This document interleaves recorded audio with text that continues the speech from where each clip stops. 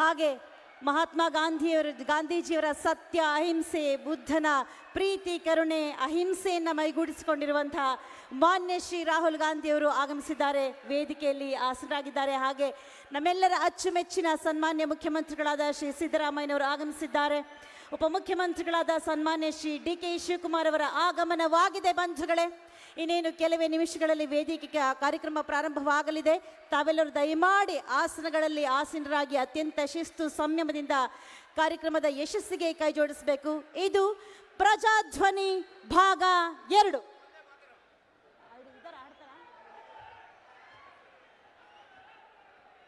ಬಂಧುಗಳೇ, ನೆರೆದಿರುವಂತಹ ಎಲ್ಲರಿಗೂ ಕೂಡ ಸ್ವಾಗತವನ್ನ ಕೋರಲಿದ್ದಾರೆ. ಮಾನ್ಯ ಸಚಿವರಾದ ಶ್ರೀ ಎನ್ ಚೆಲುವರಾಯಸ್ವಾಮಿ ಅವರು. ಮಾನ್ಯ ಇಡೀ ಲೋಕಸಭಾ ಕ್ಷೇತ್ರದ ಎಲ್ಲ ಬಂಧುಗಳೇ, ಕಾಂಗ್ರೆಸ್ಸಿನ ಮುಖಂಡರೇ, ಇವತ್ತು ಬಂದಿರತಕ್ಕಂಥ ನಮ್ಮ ದೇಶದ ಕಾಂಗ್ರೆಸ್ ಪಕ್ಷದ ನಮ್ಮೆಲ್ಲರ ನೆಚ್ಚಿನ ನಾಯಕರಾದಂಥ ರಾಹುಲ್ ಗಾಂಧಿ ಅವ್ರನ್ನ ನಾನು ಸ್ವಾಗತ ಮಾಡ್ತಾ, I welcome to Rahul Gandhiji behalf of Mandya and all Congress leaders please. ನಂಗೆ ಸಿದ್ದರಾಮಯ್ಯ ಸಾಹೇಬರನ್ನ, ಜನಪ್ರಿಯ ಮುಖ್ಯಮಂತ್ರಿಗಳಾದಂಥ ನಮ್ಮ ನಾಯಕರಾದ ಸಿದ್ದರಾಮಯ್ಯನ ಸಾಹೇಬರನ್ನ ಸ್ವಾಗತ ಕೊಡ್ತಾ, ಪ್ರದೇಶ್ ಕಾಂಗ್ರೆಸ್ ಅಧ್ಯಕ್ಷರು ನಮ್ಮೆಲ್ಲರ ನಾಯಕರಾದಂಥ ಉಪಮುಖ್ಯಮಂತ್ರಿಗಳಾದಂಥ DK ಶಿವಕುಮಾರ್ ಅವ್ರನ್ನ ಸ್ವಾಗತ ಕೋರ್ತಾ, ಸಚಿವರುಗಳಾದಂಥ ಮಾದೇವಪ್ಪನವರೇ, ವೆಂಕಟೇಶ್ ಅಣ್ಣವರೇ, ಶಾಸಕರುಗಳಾದಂಥ ನರೇಂದ್ರಣ್ಣವರೇ, ಆತ್ಮಾನಂದ್ ಅವರೇ, ಬಾಬಣ್ಣವರೇ, ರವಿಶಂಕರ್ ಅವರೇ, ದರ್ಶನ್ ಅವರೇ, ರವಿ ಅವರೇ, ಉದಯ್ ಅವರೇ, ಸೊ ಬಾಬು ಬಂಡಿಸಿದ್ದೇಗೌಡ್ರೆ, MLCಗಳಂತ ಮರ್ತಿಬೇಗೌಡ್ರೆ ಮತ್ತು ದಿನೇಶ್ ಗುಳಿಗೌಡ್ರೆ, ಮಧು ಮಾದೇಗೌಡ್ರೆ, ಎಲ್ಲ GC ಚಂದ್ರಶೇಖರ್ ಇನ್ನಿತರ ಎಲ್ಲ ಮುಖಂಡ್ರೆ, ಇವತ್ತು 26ನೇ ತಾರೀಕು ನಮ್ಮೆಲ್ಲರ ಇವತ್ತಿನ ಕಾಂಗ್ರೆಸ್ಸಿನ ಅಭ್ಯರ್ಥಿ ಆದಂಥ ವೆಂಕಟರಮಣೇಗೌಡ ಮತ್ತು ಸ್ಟಾರ್ ಚಂದ್ರು ಅವರೇ, ಇವತ್ತು ನಮ್ಮೆಲ್ಲರ 26ನೇ ನಡೀತಕ್ಕಂಥ ಚುನಾವಣೆ ಈ ದೇಶದ ಒಂದು ಬಹಳ ಮುಖ್ಯವಾದಂಥ ತೀರ್ಮಾನ ತಗೊಳ್ತಕ್ಕಂಥ ಚುನಾವಣೆ.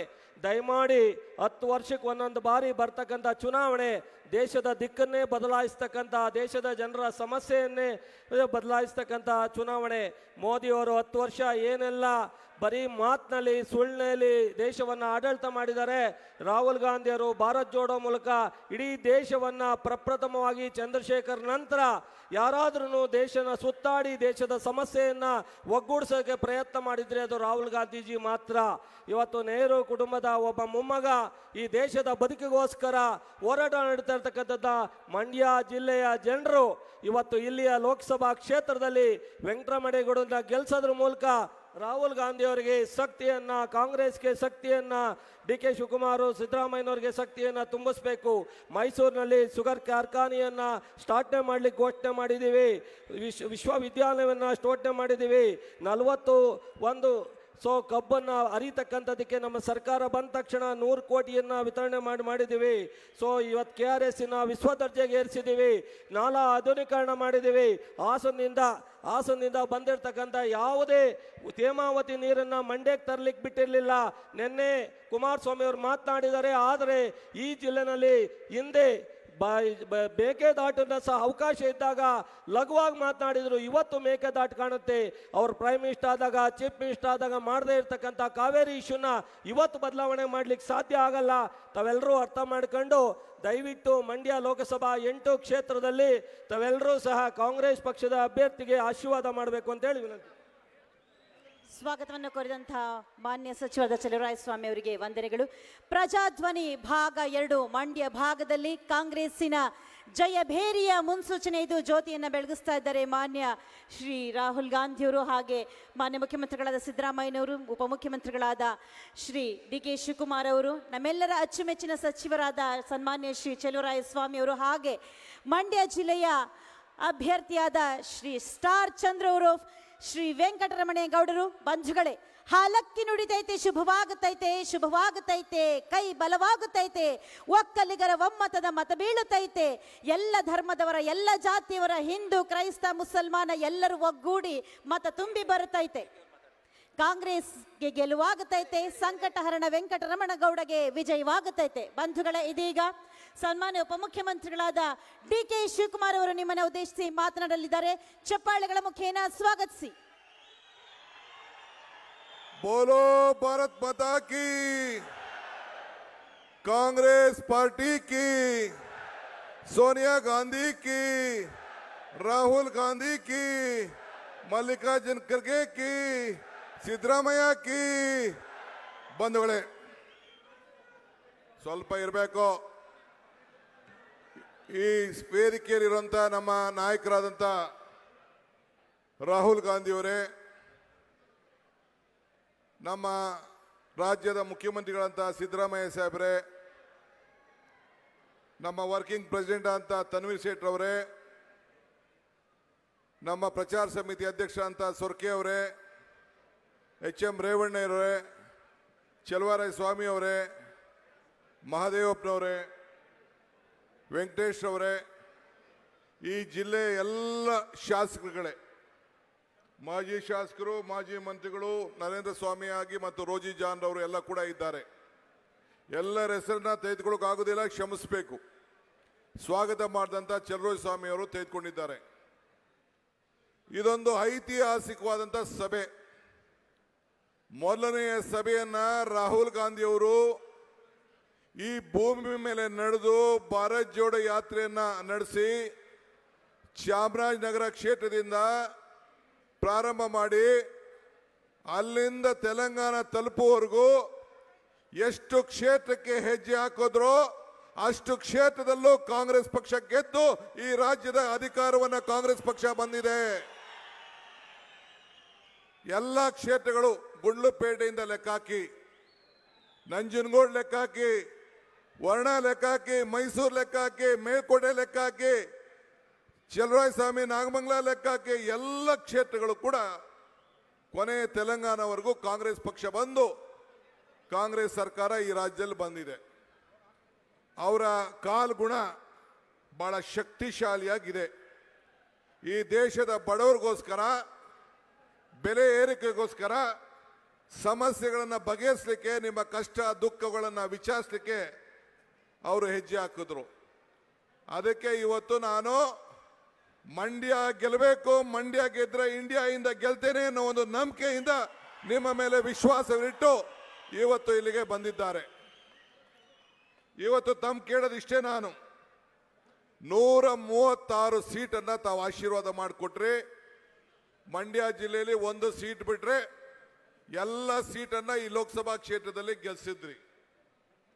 ನಾನು ಯಾವ ವಿರೋಧ ಪಾರ್ಟಿ ಕ್ಯಾಂಡಿಡೇಟ್ ಬಗ್ಗೆ ನಾನು ಮಾತಾಡೋಕೆ ಹೋಗೋದಿಲ್ಲ, ಅವಶ್ಯಕತೆ ಇಲ್ಲ.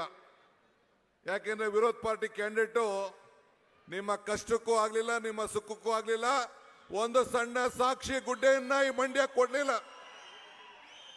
ಅವರ ತಂದೆ ಕಾಂಗ್ರೆಸ್ ಪಕ್ಷದಿಂದ ಪ್ರಧಾನಮಂತ್ರಿ ಆದರೂ, ರಾಜ್ಯದ ಮುಖ್ಯಮಂತ್ರಿ ಆದರೂ ಕೂಡ ಇಲ್ಲಿ ಸಾಕ್ಷಿ ಗುಡ್ಡೆ ಬಿಡಕ್ಕಾಗಲಿಲ್ಲ.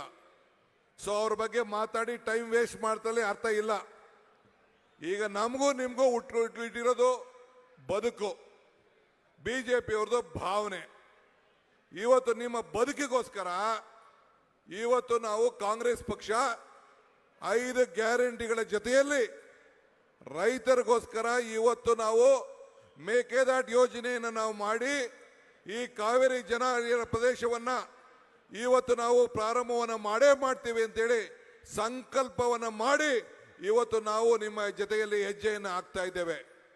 ಇಂಥ ಕಷ್ಟ ಕಾಲದಲ್ಲಿ ಯಾವ ರೈತರಿಗೂ ಅನ್ಯಾಯ ಮಾಡದೆ ನೀರನ್ನು ಕೊಟ್ಟು ರಕ್ಷಣೆ ಕೊಟ್ಟು, ಬಿಜೆಪಿ ಸರ್ಕಾರ ಡಬಲ್ ಇಂಜಿನ್ ಸರ್ಕಾರ ಇದ್ರೂ ಕೂಡ ನಮ್ಮ ಮೇಕೆದಾಟು ಯೋಜನೆಗೆ ಅನುಮತಿ ಕೊಡಲಿಲ್ಲ. ಆದರೆ ಒಂದು ಮಾತು ಈ ಭೂಮಿಲಿ ನಿಂತ್ಕೊಂಡು ನಾನು ಮಾತಾಡ್ತಾ ಇದ್ದೇನೆ.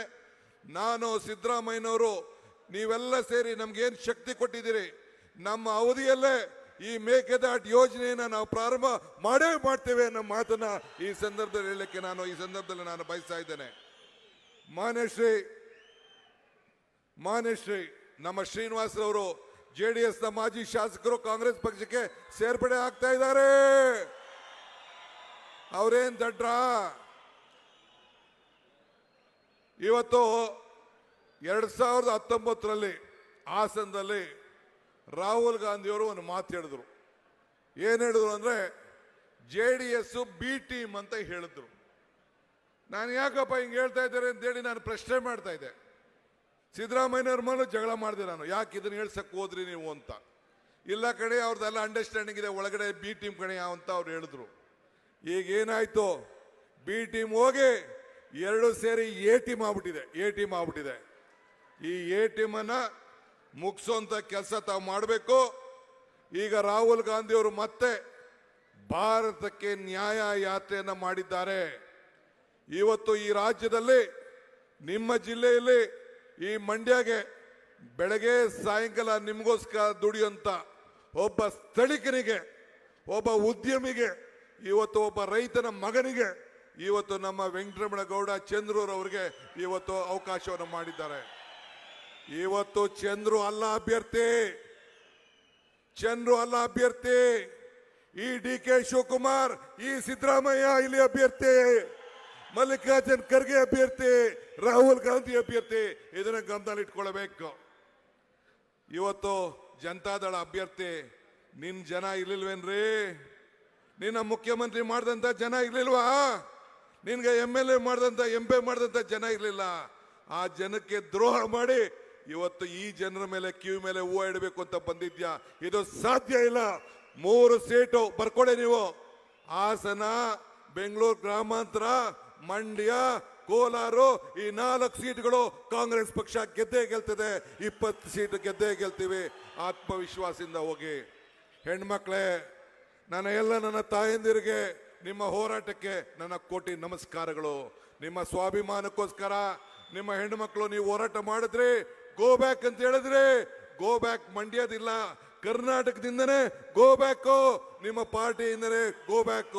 ಆ ಕೆಲಸವನ್ನ ಇವತ್ತು ನೀವು ಮಾಡಿದಿರಿ, ಒಳ್ಳೆ ಕೆಲಸ ಮಾಡಿದಿರಿ. ನಿಮ್ಮ ಸ್ವಾಭಿಮಾನ ತಾಯಿಂದಿರು, ನಿಮ್ಮ ಬದುಕಿನ ಬಗ್ಗೆ, ನಮ್ಮ ಗ್ಯಾರಂಟಿಯಿಂದ ನೀವು ದಾರಿ ತಪ್ತಾ ಇದ್ದೀರಿ ಅಂತ ಹೇಳೋದಕ್ಕೆ ನೀವು ಧಿಕ್ಕಾರವನ್ನು ವ್ಯಕ್ತಪಡಿಸಿದ್ದೀರಿ. ನಿಮ್ಮ ಶೌರ್ಯಕ್ಕೆ, ನಿಮ್ಮ ಶಕ್ತಿಗೆ ನಾನು ಅಭಿನಂದಿಸ್ತೇನೆ. ನೀವೆಲ್ಲರೂ ಕೂಡ ಹಳ್ಳಿಗೆ ಹೋಗಿ ಪ್ರಚಾರ ಮಾಡಿ ಇವತ್ತು ನಮಗೆ ಶಕ್ತಿಯನ್ನು ಕೊಟ್ಟು, ಸಿದ್ದರಾಮಯ್ಯನವರು ನನಗೆ, ಮಲ್ಲಿಕಾರ್ಜುನ್ ಖರ್ಗೆ ಅವರಿಗೆ, ರಾಹುಲ್ ಗಾಂಧಿ ಅವರಿಗೆ ಶಕ್ತಿ ಕೊಡಬೇಕು. ಚಲುವರಾಯಸ್ವಾಮಿ ಅವರ ಮುಖಂಡತ್ವದಲ್ಲಿ ಇವತ್ತು ನಮ್ಮ ಎಲ್ಲ ಶಾಸಕರು ಏನಿದ್ದಾರೆ, ನಮ್ಮ ಮಂಡ್ಯ ಶಾಸಕರು ರವಿ ಇರ್ಬೋದು, ಮದ್ದೂರು ಉದಯ ಇರ್ಬೋದು, ಈ ಕಡೆ ರಮೇಶ್ ಪಂಡಿತ್ ಸಿದ್ದೇಗೌಡರು ಇರ್ಬೋದು, ಈ ಕಡೆ ಪುಟ್ಟಣ್ಣಯ್ಯನ ಇರ್ಬೋದು, ಅಲ್ಲಿ ರವಿಶಂಕರ್ ಇರ್ಬೋದು, ನರೇಂದ್ರ ಸ್ವಾಮಿ ಇರ್ಬೋದು, ನಮ್ಮ ಎಲ್ಲ ಕೂಡ ಗೂಳಿಗೌಡರು ಇರ್ಬೋದು, ಎಲ್ಲರೂ ಸೇರಿ ಇವತ್ತು ಮಂಡ್ಯಕ್ಕೆ ಸಂಬಂಧಪಟ್ಟಂತ ಎಲ್ಲ ಶಾಸಕರು ಒಗ್ಗಟ್ಟಿನಿಂದ, ನಮ್ಮ KR ಪಾಟೀಲಿಂದ ಹಿಡಿದು ಈಗ ತಾನೇ ನೋಡಿದ್ರಲ್ಲ ಶ್ರೀನಿವಾಸು ನಮ್ಮ ಪಕ್ಷಕ್ಕೆ ಸೇರಿದ್ದಾರೆ. MLC ಆಗಿದ್ದಂತ ನಮ್ಮ ನಾಗಮಂಗಲದವರು, ನಮ್ಮ ಅಪ್ಪಾಜಿಗೌಡರು ಕಾಂಗ್ರೆಸ್ ಪಕ್ಷಕ್ಕೆ ಸೇರಿದ್ದಾರೆ. ಹಂಗೆಲ್ಲರೂ ಕೂಡ ಜನತಾದಳ ಬಿಟ್ಟು, BJP ಬಿಟ್ಟು ಸಾವಿರಾರು ಜನ ಕಾಂಗ್ರೆಸ್ ಪಕ್ಷಕ್ಕೆ ಸೇರ್ತಾ ಇದ್ದಾರೆ. ಅವ್ರಿಗೆಲ್ಲರೂ ಕೂಡ ಸ್ವಾಗತ ಮಾಡಿ ಇವತ್ತು ನಮ್ಮ ಸ್ಟಾರ್ ಚಂದ್ರೂರವರು, ವೆಂಕಟರಮಣಗೌಡರ ಹಸ್ತದ ಗುತ್ತಿಗೆ ಮತ ಕೊಡಬೇಕು. ನಾನು ಒಂದು ಮಾತು ಹೇಳಿದ್ದೆ, ನಿಮ್ಗೆ ನೆನಪಿರ್ಲಿ. ಮರ್ತಿಬೇಗೌಡರು ಕೂಡ ಇವತ್ತು ಕಾಂಗ್ರೆಸ್ ಪಕ್ಷಕ್ಕೆ ಸೇರಿದ್ದಾರೆ. ಒಂದು ಮಾತು ಹೇಳಿದ್ದೆ, ಏನ್ ಹೇಳಿದ್ದೆ? ಕಮಲ ಕೆರೆಯಲ್ಲಿದ್ದರೆ ಚಂದ, ತೆನೆ ಹೊಲದಲ್ಲಿದ್ದರೆ ಚಂದ, ಈ ದಾನ ಧರ್ಮ ಮಾಡುವ ಕೈ ಅಧಿಕಾರದಲ್ಲಿದ್ರೆ ಮಾತ್ರ ಚಂದ ಅಂತ ಹೇಳಿದ್ದೆ. ಹಂಗೆ ಏನಾಯ್ತು? 5 ಬೆರಳು ಸೇರಿ ಈ ಕೈ ಮುಷ್ಟಿ ಆಯ್ತು. 5 ಗ್ಯಾರಂಟಿ ಸೇರಿ ಈ ಕೈ ಗಟ್ಟಿ ಆಯ್ತು. ಈ ಕೈ ಗಟ್ಟಿಯಾಗಿ ಕರ್ನಾಟಕ ರಾಜ್ಯ ಸಮೃದ್ಧಿ ಆಯ್ತು, ಮಂಡ್ಯಕ್ಕೆ ಅನುಕೂಲ ಆಯ್ತು. ನೀವೆಲ್ಲ ಸೇರಿ ಈ ಹಸ್ತದ ಗುರುತಿಗೆ ಆಶೀರ್ವಾದ ಮಾಡಬೇಕು. ಮಲ್ಲಿಕಾರ್ಜುನ್ ಖರ್ಗೆ ಅವರ ನೇತೃತ್ವದಲ್ಲಿ ಕಾಂಗ್ರೆಸ್ ಪಕ್ಷ ಇವತ್ತು ಕೆಲಸ ಮಾಡ್ತಾ ಇದೆ. ರಾಹುಲ್ ಗಾಂಧಿ ಅವರು ನಿಮ್ಗೆ ಶಕ್ತಿ ಕೊಡ್ಲಿಕ್ಕೆ ಬಂದಿದ್ದಾರೆ. ನಿಮ್ಮ ಆಶೀರ್ವಾದ ಇರಲಿ. ಕೊನೆಗೊಂದು ಮಾತು ಹೇಳ್ತೀನಿ. ಇವತ್ತು ಪೇಪರ್ ತೆಗೆದೆ, ನನಗೆ ನಾಚಿಕೆ ಆಗ್ತದೆ. ಆ ವಿಜೇಂದ್ರ ಹೇಳ್ತಾ ಇದ್ದಾನೆ, ಏನ್ ಹೇಳ್ತಾ ಇದ್ದಾನೆ ಇಲ್ಲಿ ಪೇಪರ್ ಅಲ್ಲಿ ಇದೆ, ಕಾಂಗ್ರೆಸ್ ಗ್ಯಾರಂಟಿಗಳು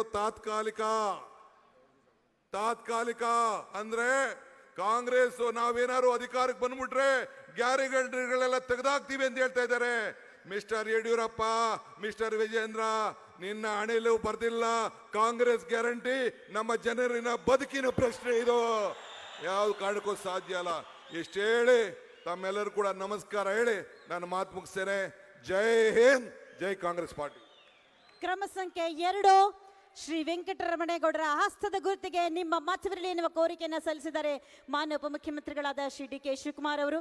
ಸಂವಿಧಾನದ ಸಂರಕ್ಷಕ, ಸಮಷ್ಟಿ ಪ್ರಜ್ಞೆಯ ನಿಜದ ನಾಯಕ, ಸನ್ಮಾನ್ಯ ಮುಖ್ಯಮಂತ್ರಿಗಳಾದ ಶ್ರೀ ಸಿದ್ದರಾಮಯ್ಯನವರ ನುಡಿಗಳನ್ನು ಆಲಿಸೋಣ ಬಂಧುಗಳೇ. ಚಪ್ಪಾಳೆಗಳ ಸ್ವಾಗತ.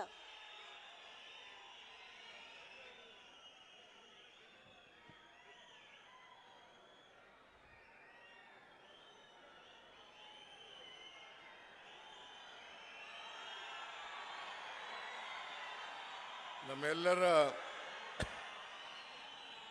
ನಾಯಕರು, ಅಖಿಲ ಭಾರತ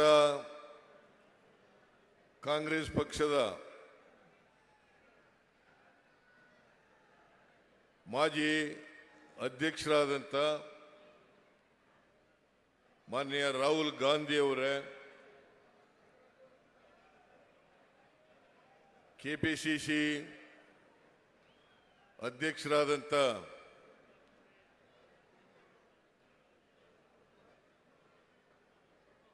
ಶ್ರೀ ಡಿ.ಕೆ. ಶಿವಕುಮಾರ್ ಅವರೇ, ಈ ಜಿಲ್ಲೆಯ ಉಸ್ತುವಾರಿ ಸಚಿವರು, ಆತ್ಮೀಯರು ಆದಂಥ ಶ್ರೀ ಚೆಲುವರಾಯ ಸ್ವಾಮಿ ಅವರೇ, ಮಂಡ್ಯ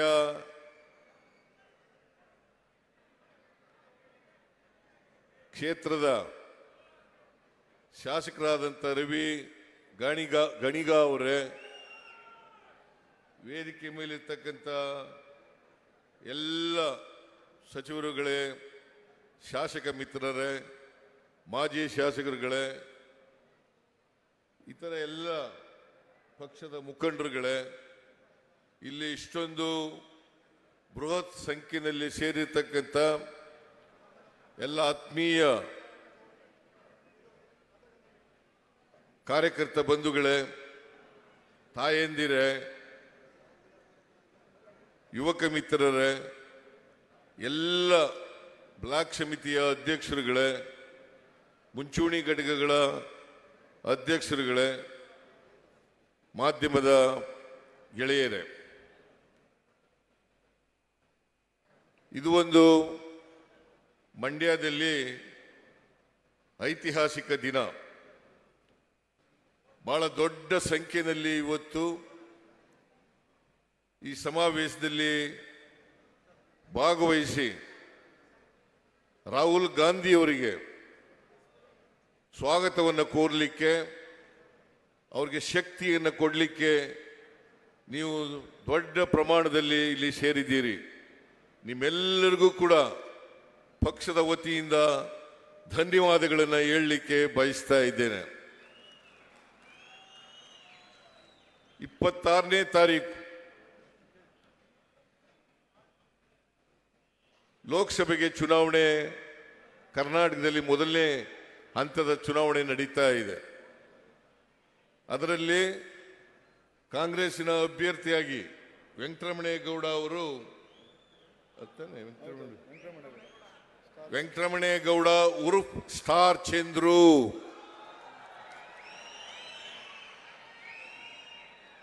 ಅವರು ನಮ್ಮ ಪಕ್ಷದಿಂದ ಅಭ್ಯರ್ಥಿಯಾಗಿ ಸ್ಪರ್ಧೆ ಮಾಡಿದ್ದಾರೆ. ನನಗೆ ಇರ್ತಕ್ಕಂಥ ಮಾಹಿತಿ ಪ್ರಕಾರ ಮಂಡ್ಯದಲ್ಲಿ 100ಕ್ಕೆ 100 ಪೂರ್ವದಲ್ಲಿ ಸೂರ್ಯ ಹುಟ್ಟದು ಎಷ್ಟು ಸತ್ಯನೋ ಅಷ್ಟೇ ಸತ್ಯ ವೆಂಕಟರಮಣೇಗೌಡ ಗೆಲ್ತಕ್ಕಂಥದ್ದು ಅಂತಕ್ಕಂಥ ಮಾತುಗಳನ್ನು ಹೇಳಲಿಕ್ಕೆ ಬಯಸ್ತಾ ಇದ್ದೇನೆ. ಕಳೆದ ಲೋಕಸಭಾ ಚುನಾವಣೆಯಲ್ಲಿ ಕುಮಾರಸ್ವಾಮಿ ಅವರು ಇವತ್ತೇನು ಅಭ್ಯರ್ಥಿಯಾಗಿದ್ದಾರೆ, ಅವ್ರ ಮಗನನ್ನೇ ಅಭ್ಯರ್ಥಿಯನ್ನಾಗಿ ಮಾಡಿದ್ರು. ಕುಮಾರಸ್ವಾಮಿ ಅವರು ಮುಖ್ಯಮಂತ್ರಿ ಇದ್ರು, ಆದರೂ ಕೂಡ ಸುಮಲತಾ ಗೆದ್ರು, ಕುಮಾರಸ್ವಾಮಿ ಮಗ ಗೆಲ್ಲಲಿಕ್ಕೆ ಸಾಧ್ಯ ಆಗಲಿಲ್ಲ, ಗೆಲ್ಲಿಸ್ಲಿಕ್ಕೂ ಕೂಡ ಸಾಧ್ಯ ಆಗಲಿಲ್ಲ ಅಂತಕ್ಕಂಥದ್ದನ್ನ ತಾವೆಲ್ಲ ತಿಳ್ಕೊಂಡಿದ್ದೀರಿ. ಆದ್ರಿಂದ ಈ ಬಾರಿ ಕುಮಾರಸ್ವಾಮಿ ಅವರು ಚನ್ನಪಟ್ಟಣದಿಂದ ಶಾಸಕರು, ಅವರು ಅಲ್ಲೇ ಗ್ರಾಮೀಣ ಲೋಕಸಭಾ ಕ್ಷೇತ್ರದಿಂದ ನಿಲ್ಬೋದಾಗಿತ್ತು. ಆದರೆ ಅಲ್ಲಿ ನಿಲ್ಲಿಕ್ಕಾಗದೇನೆ ಅಲ್ಲಿ ಸೋಲ್ತೀವಿ ಅಂತಕ್ಕಂಥ ಭಯದಿಂದ ಮಂಡ್ಯಕ್ಕೆ ಬಂದಿದ್ದಾರೆ. ಇಲ್ಲಿ NDA ಅಭ್ಯರ್ಥಿಯಾಗಿ ಸ್ಪರ್ಧೆ ಮಾಡಿದ್ದಾರೆ. ನಾನು ನಿಮ್ಮಲ್ಲಿ ಅತ್ಯಂತ ಕಳಕಳಿಯಿಂದ ಪ್ರಾರ್ಥನೆ ಮಾಡ್ತಕ್ಕಂಥದ್ದು, ಕುಮಾರಸ್ವಾಮಿ ಅವರನ್ನ ಮಂಡ್ಯ ಲೋಕಸಭಾ ಕ್ಷೇತ್ರದಲ್ಲೂ ಕೂಡ ಸೋಲಿಸಿ ಅವರನ್ನು ಮನೆಗೆ ಕಳಿಸ್ತಕ್ಕಂಥ ಕೆಲಸವನ್ನ ನೀವು ಮಾಡಬೇಕು ಅಂತೇಳಿ ನಿಮ್ಮಲ್ಲಿ ಅತ್ಯಂತ ವಿನಯಪೂರ್ವಕವಾಗಿ ನಾನು ಮಾಡಲಿಕ್ಕೆ ಬಯಸ್ತಾ ಇದ್ದೇನೆ. ಇವತ್ತು ಲೋಕಸಭಾ ಚುನಾವಣೆಯಲ್ಲಿ ಸತ್ಯ ಮತ್ತು ಸುಳ್ಳು ಇವುಗಳ ನಡುವೆ ನಡೀತಕ್ಕಂಥ ಸಂಘರ್ಷ ಇದು. ನರೇಂದ್ರ ಮೋದಿಯವರು ಪ್ರಧಾನಮಂತ್ರಿಯಾಗಿ 10 ವರ್ಷಗಳಾಯಿತು. ಈ 10 ವರ್ಷಗಳಲ್ಲಿ 2014ರಲ್ಲಿ ಏನೇನು ಈ ದೇಶಕ್ಕೆ ಭರವಸೆಗಳನ್ನು ಕೊಟ್ಟಿದ್ರು ಆ ಯಾವ ಭರವಸೆಗಳನ್ನು ಕೂಡ ಈಡೇರಿಸಲಿಕ್ಕೆ ಸಾಧ್ಯ ಆಗಲಿಲ್ಲ. 15 ಲಕ್ಷ ತಗೊಬಂದು ಪ್ರತಿ ಒಬ್ಬರ ಅಕೌಂಟ್ಗೆ ಹಾಕ್ತೀನಿ ಅಂದ್ರು. ಇವತ್ತಿನವರೆಗೆ ಮಾಡೋಕ್ಕಾಗಲಿಲ್ಲ. 10 ವರ್ಷಗಳಲ್ಲಿ ರೈತರ ಆದಾಯವನ್ನ ದುಪ್ಪಟ್ಟು ಮಾಡ್ತೀನಿ ಅಂತ ಹೇಳಿದ್ರು, ಅದನ್ನೂ ಮಾಡೋಕ್ಕಾಗಲಿಲ್ಲ. ರೈತರ ಬೆಲೆಗಳನ್ನ ರೈತರು ಪಡ್ತಕ್ಕಂಥ ಕಷ್ಟ, ಅವರ ಆಹಾರ ಪದಾರ್ಥಗಳಿಗೆ ಸ್ವಾಮಿನಾಥನ್ ವರದಿಯನ್ನ ಜಾರಿಗೆ ಕೊಡ್ತೀನಿ ಅಂತ ಹೇಳಿದ್ರು, ಅದನ್ನೂ ಕೂಡ ಮಾಡಲಿಲ್ಲ. ಇವತ್ತವರೆಗೆ ರೈತರ ಸಾಲ ಮನ್ನಾ ಮಾಡ್ತಕ್ಕಂಥ ಕೆಲಸವನ್ನ ಮಾಡಲಿಲ್ಲ ಅವರು. ಹಾಗಾಗಿ ಬೆಲೆ ಏರಿಕೆ ಗಗನಕ್ಕೆ ಹೋಯಿತು. ಪೆಟ್ರೋಲ್, ಡೀಸೆಲ್, ಗ್ಯಾಸ್, ಗೊಬ್ಬರ ಎಲ್ಲವೂ ಕೂಡ ಮೇಲು ಕೊಟ್ಟೋದು. ಆದರೂ ಕೂಡ ನರೇಂದ್ರ ಮೋದಿಯವರು ಹೇಳ್ದಂತೆ ಅಚ್ಚೇ ದಿನ ಆಯೇಗ ಅಂತಂದ್ರು. ಒಳ್ಳೆ ದಿನಗಳು ಬರ್ತವೆ ಕರ್ನಾಟಕ ಇಡೀ ದೇಶದಲ್ಲಿ ಅಂತಕ್ಕಂಥ ಮಾತುಗಳನ್ನು ಹೇಳಿದ್ರು. ಒಳ್ಳೆ ದಿನಗಳು ಇವತ್ತಿನವರೆಗೂ ಕೂಡ 10 ವರ್ಷಗಳಾದರೂ ಕೂಡ ಬರಲಿಲ್ಲ. ಸಾಮಾನ್ಯ ಜನ, ಬಡವರು ಇವತ್ತು ಜೀವನ ನಡೆಸ್ತಕ್ಕಂಥದ್ದು ಬಹಳ ಕಷ್ಟ ಆಗಿದೆ ಅಂತೇಳಿ ನಾನು ಮತ್ತು DK ಶಿವಕುಮಾರ್ ಮತ್ತೆ AICC ನಾವೆಲ್ಲರೂ ಕೂಡ ಮಾತಾಡಿ ಜನರಿಗೆ ಅವರ ಕೈಗೆ ಹಣವನ್ನು ಕೊಡಬೇಕು, ಅವರಿಗೆ ಆರ್ಥಿಕವಾಗಿ ಸಾಮಾಜಿಕವಾಗಿ ಶಕ್ತಿಯನ್ನು ತುಂಬಬೇಕು ಅನ್ನೋ ಕಾರಣಕ್ಕೋಸ್ಕರವಾಗಿ ಇವತ್ತು ನಾವು 5 ಗ್ಯಾರಂಟಿಗಳನ್ನು ಚುನಾವಣೆ ಪೂರ್ವದಲ್ಲಿ ಘೋಷಣೆ ಮಾಡಿದ್ದು. ನಾವು ಅಧಿಕಾರಕ್ಕೆ ಮೇ 20ನೇ ತಾರೀಕು ಬಂದು, ಮೇ 20ನೇ ತಾರೀಕಿಗೆ ನಾನು DK ಶಿವಕುಮಾರ್ ಇತರ ಕೆಲವು ಮಂತ್ರಿಗಳು ಸೇರಿ ಪ್ರಮಾಣ ವಚನ ಸ್ವೀಕಾರ ಮಾಡೋದು. ಅಲ್ಲಿಂದ ನೇರವಾಗಿ ವಿಧಾನಸೌಧಕ್ಕೆ ಹೋಗಿ ಕ್ಯಾಬಿನೆಟ್ನಲ್ಲಿ ಆದೇಶವನ್ನು ಮಾಡೋದು. 5 ಗ್ಯಾರಂಟಿಗಳನ್ನು ಕೂಡ ಜಾರಿ ಕೊಡ್ತೇವೆ, 5 ಗ್ಯಾರಂಟಿಗಳನ್ನು ಕೂಡ ಜಾರಿ ಕೊಡ್ತೇವೆ. ಶಕ್ತಿ ಯೋಜನೆ ಜೂನ್ 11ಕ್ಕೆ ಪ್ರಾರಂಭ ಮಾಡೋದು. ಜೂನ್ 11ಕ್ಕೆ ಜುಲೈ ತಿಂಗಳಲ್ಲಿ ಅನ್ನಭಾಗ್ಯ, ಗೃಹ ಜ್ಯೋತಿ ಕಾರ್ಯಕ್ರಮಗಳನ್ನು ಘೋಷಣೆ ಮಾಡೋದು, ಅದಕ್ಕೆ ಚಾಲನೆಯನ್ನು ಕೊಟ್ಟು, ಆಮೇಲೆ ಗೃಹ ಲಕ್ಷ್ಮಿ ಯೋಜನೆಯನ್ನು ಮೈಸೂರಿನಲ್ಲಿ ಆಗಸ್ಟ್ ತಿಂಗಳಲ್ಲಿ ಅದನ್ನು ಘೋಷಣೆ ಮಾಡಿ ಜಾರಿ ಕೊಡ್ತಕ್ಕಂಥ ಕೆಲಸವನ್ನು ಮಾಡೋದು. ಹಾಗೆಯೇ ವಿವೇಕಾನಂದರ ಜನ್ಮದಿನದಂದು ಶಿವಮೊಗ್ಗದಲ್ಲಿ ಯುವ ನಿಧಿ ಕಾರ್ಯಕ್ರಮಕ್ಕೆ ಚಾಲನೆಯನ್ನು ಕೊಡ್ತಕ್ಕಂಥ ಕೆಲಸವನ್ನು ಮಾಡೋದು. ಈ 8-10 ತಿಂಗಳಲ್ಲಿ ಎಲ್ಲ ಗ್ಯಾರಂಟಿಗಳನ್ನು ಕೂಡ ಜಾರಿ ಕೊಡ್ತಕ್ಕಂಥ ಕೆಲಸವನ್ನು ಮಾಡಿದ್ದೇವೆ. ಬರೀ ಜಾರಿ ಕೊಡಲಿಲ್ಲ, ಆ ಎಲ್ಲ ಕಾರ್ಯಕ್ರಮಗಳು ಕೂಡ ಜನರನ್ನ ಮುಟ್ಟಿದ್ದಾವೆ ಅಂತಕ್ಕಂಥದ್ದನ್ನು ಇವತ್ತು ನಾವು ತಿಳ್ಕೋಬೇಕಾಗ್ತದೆ. ಸುಮಾರು ಶಕ್ತಿ ಯೋಜನೆಯಲ್ಲಿ 1,91,00,000 ಮಹಿಳೆಯರು ಫ್ರೀಯಾಗಿ ಟ್ರಾವೆಲ್ ಮಾಡ್ತಕ್ಕಂಥ ಕೆಲಸವನ್ನು ಮಾಡಿದ್ದೇವೆ. 1,91,00,000 ಜನ. ಜೊತೆಗೆ ಗೃಹಲಕ್ಷ್ಮಿ ಯೋಜನೆಯಲ್ಲಿ 1,17,00,000 ಮಹಿಳಾ ಯಜಮಾನಿಗೆ ತಿಂಗಳಿಗೆ 2,000 ರೂಪಾಯಿ ಸಿಕ್ಕ ರೀತಿ ಮಾಡಿದ್ದೀವಿ. ಇವತ್ತು ಬಹುತೇಕ ಎಲ್ಲ ಗೃಹಗಳಲ್ಲಿ ಗೃಹ ಜ್ಯೋತಿ ಯೋಜನೆಯನ್ನು ಜಾರಿ ಮಾಡಿ ಇವತ್ತು 200 ಯೂನಿಟ್ ವರೆಗೆ ಫ್ರೀ ಕರೆಂಟ್ ಅನ್ನು ಕೊಡ್ತಕ್ಕಂಥ ಕೆಲಸವನ್ನು ಮಾಡಿದ್ದೀವಿ. ಇದರಿಂದ ಬಹಳ ಜನ ಬಡವರಿಗೆ ಅನುಕೂಲ ಆಗಿದೆ ಅಂತಕ್ಕಂಥದ್ದು ತಿಳ್ಕೋಬೇಕಾಗ್ತದೆ.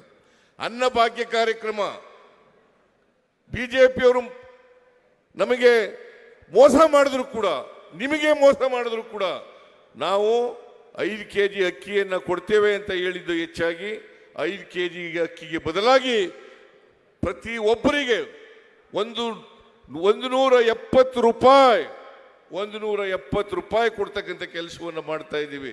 ಒಂದು ಕುಟುಂಬದಲ್ಲಿ 5 ಜನ ಇದ್ರೆ 850 ರೂಪಾಯಿಗಳನ್ನು ಕೊಡ್ತಕ್ಕಂಥ ಕೆಲಸ ಮಾಡಿದ್ದೀವಿ. ಇವತ್ತು ಯಾರು ನಿರುದ್ಯೋಗಿ ಪದವೀಧರರಿದ್ದಾರೆ ಅವರಿಗೆ ತಿಂಗಳಿಗೆ 3,000 ರೂಪಾಯಿ, ಡಿಪ್ಲೊಮಾ ಹೋಲ್ಡರ್ಸು ನಿರುದ್ಯೋಗಿಗಳಾಗಿದ್ದರೆ ಅವರಿಗೆ 1,500 ರೂಪಾಯಿಯನ್ನು ಕೊಡ್ತಕ್ಕಂಥ ಕೆಲಸವನ್ನು ಮಾಡ್ತಾ ಇದ್ದೀವಿ. ಹೀಗೆ ನರೇಂದ್ರ ಮೋದಿಯವರು ಒಂದು ಕಡೆ ಅವ್ರು ಹೇಳದಂಥ ಮಾತಿನಂತೆ ನಡ್ಕೊಂಡಿಲ್ಲ, ಸುಳ್ಳು ಹೇಳಿದ್ದಾರೆ. ಬದಲಿಗೆ ಜನರಲ್ಲಿ ಭಾವನಾತ್ಮಕವಾದಂಥ ವಿಚಾರಗಳನ್ನು ಧರ್ಮದ ಹೆಸರಿನಲ್ಲಿ, ಜಾತಿಯ ಹೆಸರಿನಲ್ಲಿ ಹುಟ್ಟಾಕಿ ಜನರ ನಡುವೆ ಸಂಘರ್ಷವನ್ನ ಮಾಡ್ತಕ್ಕಂಥ, ಬೆಂಕಿ ಇಡ್ತಕ್ಕಂಥ ಕೆಲಸವನ್ನ ಅವರು ಮಾಡಿದ್ದಾರೆ. ಅದರಿಂದ ಇವತ್ತು ತಾವೆಲ್ಲ ಯೋಚನೆ ಮಾಡಬೇಕು, ಯಾರು ಕೊಟ್ಟ ಮಾತಿನಂತೆ ನಡ್ಕೊಂಡಿದ್ದಾರೆ, ಯಾರು ಕೊಟ್ಟ ಮಾತು ನಡ್ಕೊಂಡಿಲ್ಲ. ಈ ಯಾರು ಕೊಟ್ಟ ಮಾತಿನಂತೆ ನಡ್ಕೊಂಡಿದ್ದಾರೆ ಅವರಿಗೆ ತಾವು ಆಶೀರ್ವಾದವನ್ನು ಮಾಡಬೇಕು. ನಮ್ಮ ಅಭ್ಯರ್ಥಿ ವೆಂಕಟರಮಣೇಗೌಡರಿಗೆ ತಾವು ಆಶೀರ್ವಾದ ಮಾಡಿ ಲೋಕಸಭೆಗೆ ಕಳಿಸಿಕೊಡ್ಬೇಕು ಅಂತಕ್ಕಂಥ ಮಾತುಗಳನ್ನು ಹೇಳಲಿಕ್ಕೆ ಬಯಸ್ತೇನೆ. ಯಾಕೆಂದರೆ ಕಳೆದ ಲೋಕಸಭಾ ಚುನಾವಣೆಯಲ್ಲಿ 25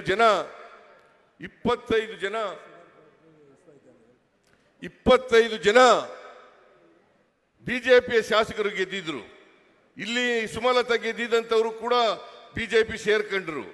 ಈಗ ಕುಮಾರಸ್ವಾಮಿಯವರ ಅಣ್ಣನ ಮಗ ಪ್ರಜ್ವಲ್ ರೇವಣ್ಣ ಅವರು ಕೂಡ ಬಿಜೆಪಿ ಸೇರ್ಕೊಂಡಿದ್ದಾರೆ. 27 ಜನ ಆದರೂ ಕರ್ನಾಟಕಕ್ಕೆ ಆಗಿರ್ತಕ್ಕಂಥ ಅನ್ಯಾಯದ ಬಗ್ಗೆ ಒಂದು ದಿನ ಬಾಯಿ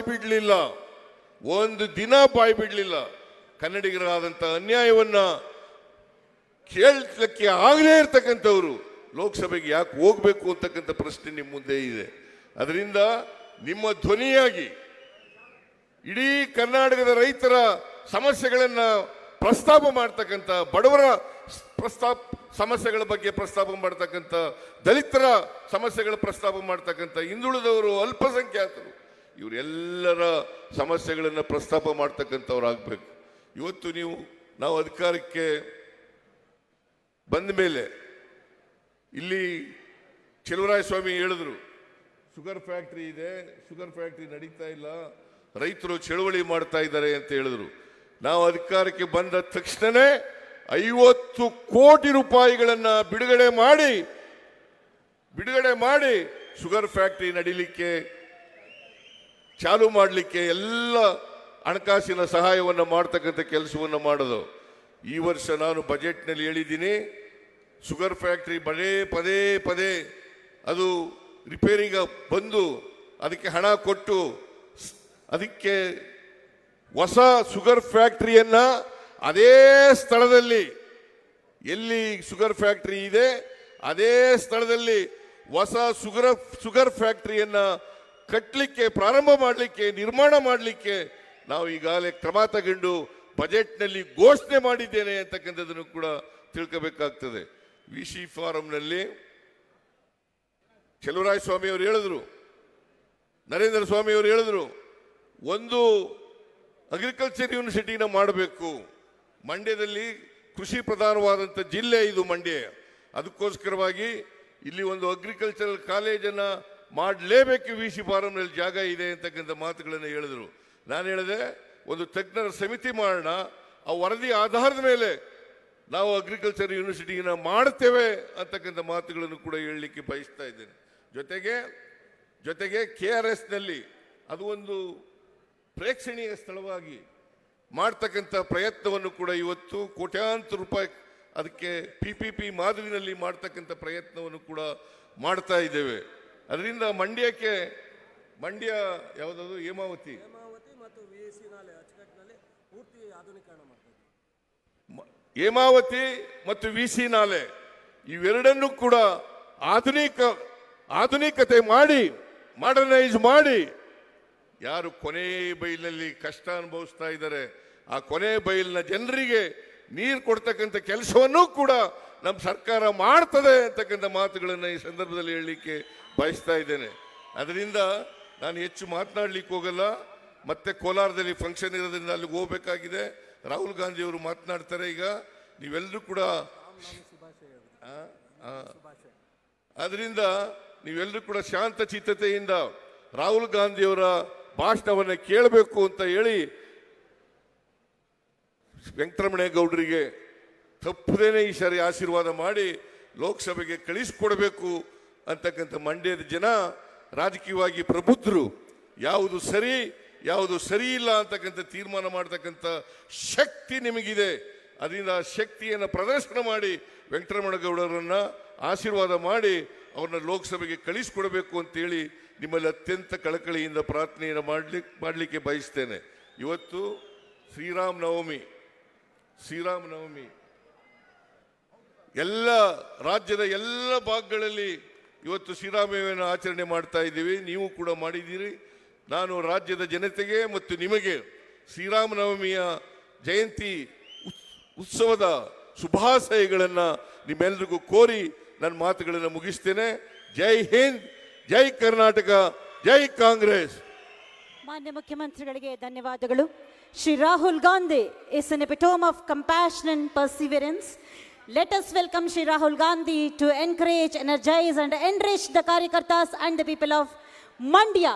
ಬಂಧುಗಳೇ, ಭಾಷಾಂತರವನ್ನ ಮಾಡಲಿದ್ದಾರೆ Shri Tanveer Sait, working president KPCC ಮತ್ತು ಶಾಸಕರು.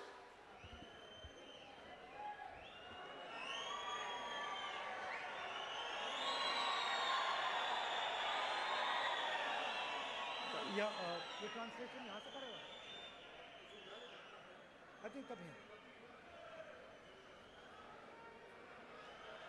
might be better here.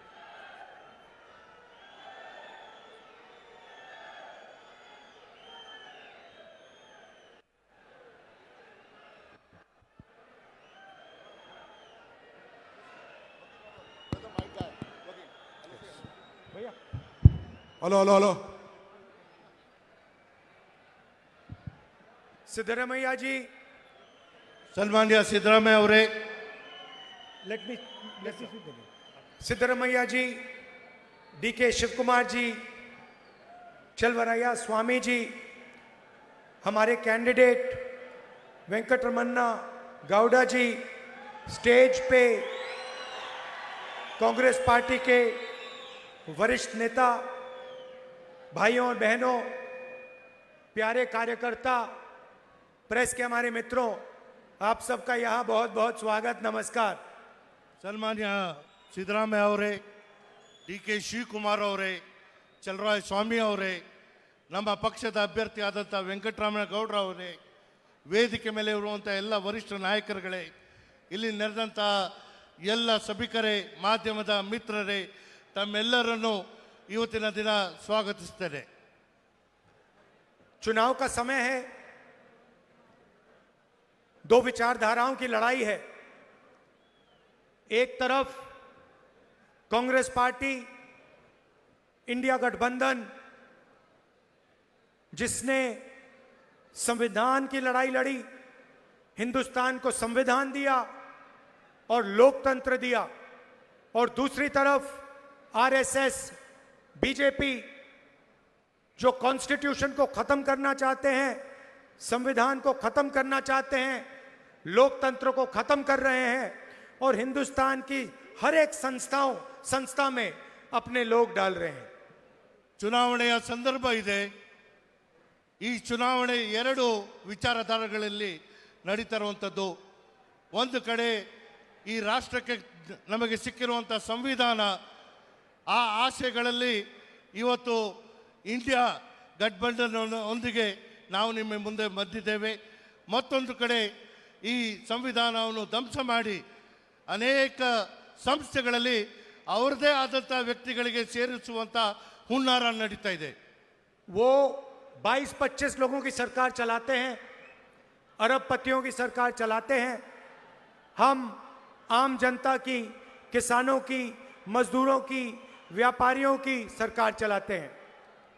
ಕೇವಲ 20ರಿಂದ 25 ಜನರ ಏಳಿಗೆಗಾಗಿ ಅವರು ಸರ್ಕಾರ ನಡೆಸ್ತಾ ಇದ್ದಾರೆ.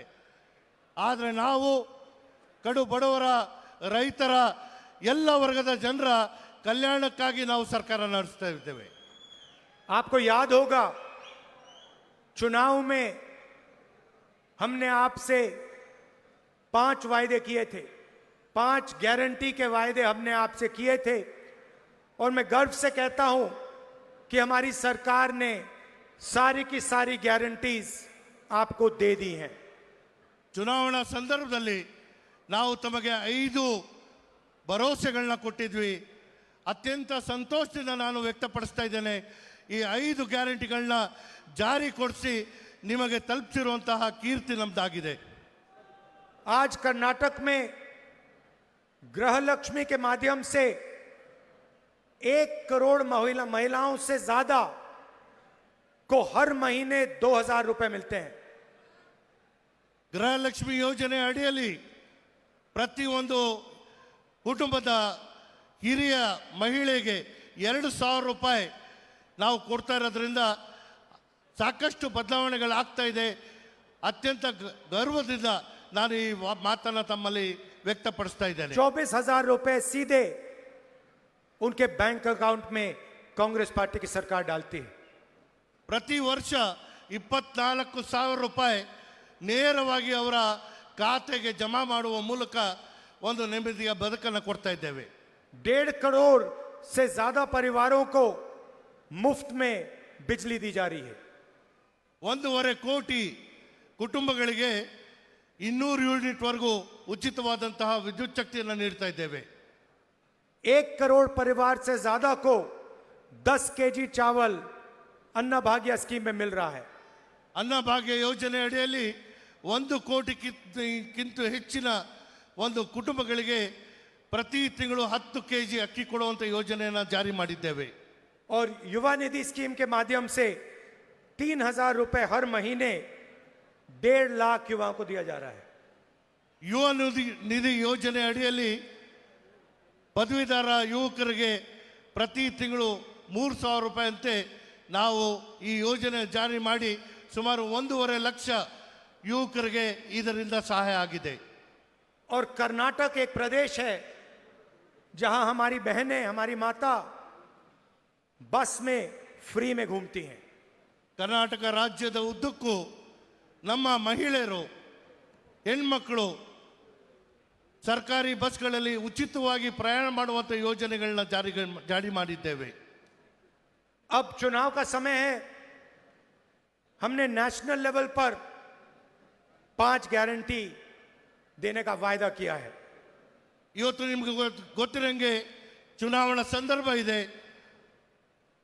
AICC ಮೂಲಕವೂ ಕೂಡ ನಾವು 5 ಗ್ಯಾರಂಟಿಗಳನ್ನ ಜಾರಿ ಮಾಡುವಂಥದ್ದಿದ್ದೇವೆ. आपने मीडिया पे देखा होगा कि हिंदुस्तान के किसान हर प्रदेश में, कर्नाटक में नहीं, तेलंगाना में नहीं, मगर जहां भी बीजेपी है वहां पर आंदोलन कर रहे हैं. ತಮಗೆ ಗೊತ್ತಿದೆ, ರಾಷ್ಟ್ರ ವ್ಯಾಪ್ತಿಯಲ್ಲೇ ಇವತ್ತು ಏನು ರೈತರ ಸಂಕಷ್ಟ ಕೇವಲ ಕರ್ನಾಟಕ ಅಥವಾ ತೆಲಂಗಾಣ ಅಷ್ಟೇ ಅಲ್ಲ, ಬಿಜೆಪಿ ಆಡಳಿತದಲ್ಲಿರುವಂಥ ರಾಜ್ಯಗಳಲ್ಲೂ ಕೂಡ ರೈತರು ಸಂಕಷ್ಟದಲ್ಲಿದ್ದಾರೆ.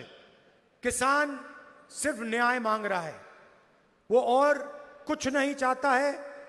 मुफ्त में कुछ नहीं चाहता, फ्री में कुछ नहीं चाहता, सिर्फ न्याय चाहता है. ರೈತರು ತಮ್ಮ ಬದುಕಿನಲ್ಲಿ ಯಾರ ಮುಂದೆ ಹಸ್ತವನ್ನು ಚಾಚುವುದಿಲ್ಲ. ಅವರಿಗೆ ನ್ಯಾಯ ಬೇಕಾಗಿದೆ. ಆ ನ್ಯಾಯ ಕೊಡುವಂಥದ್ದಕ್ಕೆ ನಾವು ಮುಂದಾಗ್ತಾ ಇದ್ದೇವೆ. भारत जोड़ो यात्रा में मैं यहां से निकला था, 4,000 किलोमीटर चला कन्याकुमारी से कश्मीर तक, और हजारों किसानों से मेरी बात हुई.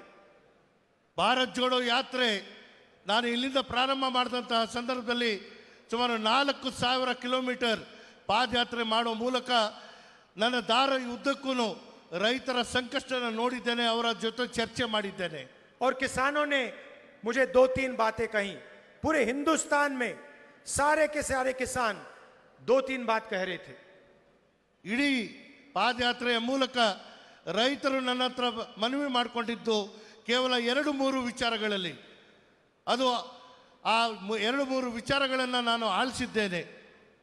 पहला सवाल हर किसान पूछता है, कहता है कि राहुल जी, कोई भी मार्केट में अपना प्रोडक्ट बेचता है तो उसे उस प्रोडक्ट के लिए सही दाम मिलता है, मगर जब किसान अपनी मेहनत बेचना चाहता है, धान बेचना चाहता है, शुगर केन बेचना चाहता है, तो उसे सही दाम नहीं मिलता है. ಯಾರೇ ತಮ್ಮ ಪದಾರ್ಥವನ್ನು ಮಾರುಕಟ್ಟೆಯಲ್ಲಿ ಕೊಟ್ಟಾಗ ನ್ಯಾಯವಾದಂತಹ ಬೆಲೆ ಸಿಕ್ಕುತ್ತೆ. ಆದರೆ ರೈತರು ಬೆಳೆದಂತಹ ಬೆಳೆ, ಅದು ಕಬ್ಬಾಗಿರ್ಬೋದು, ಭತ್ತ ಆಗಿರ್ಬೋದು, ನಾವು ಮಾರುಕಟ್ಟೆಗೆ ಕೊಟ್ಟಂತಹ ಸಂದರ್ಭದಲ್ಲಿ ನ್ಯಾಯವಾದಂತಹ ಬೆಲೆ ನಮಗೆ ಸಿಕ್ಕುತ್ತಿಲ್ಲ. दूसरी बात किसानों ने कही कि अरबपतियों का कर्जा माफ हो जाता है. लाखों करोड़ रुपए नरेंद्र मोदी जी ने हिंदुस्तान के सबसे अमीर लोगों का माफ किया है. 25 लोगों का 16 लाख करोड़ रुपए उन्होंने माफ किया. मतलब 24 साल का मनरेगा का पैसा उन्होंने 25 लोगों को दे दिया। ರೈತರ ಎರಡನೇ ಪ್ರಶ್ನೆ, ನಮ್ಮ ಸಾಲ ಮನ್ನಾ ಯಾಕೆ ಆಗುತ್ತಿಲ್ಲ? ರಾಷ್ಟ್ರ ವ್ಯಾಪ್ತಿಯಲ್ಲಿ ಕೇವಲ 20-25 ಜನರ 16 ಲಕ್ಷ ಕೋಟಿ ರೂಪಾಯಿ ಮನ್ನಾ ಮಾಡಕ್ಕೆ ಸಾಧ್ಯ ಆಗುತ್ತೆ. ಅದು ನಮ್ಮ ಪಾಲಿನ ಹಣವು ಕೂಡ ಮನ್ನಾ ಆಗುವಂಥದ್ದು ಆಗಬೇಕು. तो किसान ये सवाल पूछता है कि अरबपतियों का कर्जा माफ होता है, किसानों का क्यों नहीं होता?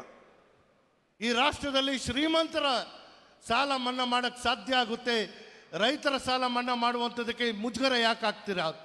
और तीसरा सवाल जो हर किसान पूछता है, प्रधानमंत्री बीमा योजना के बारे में।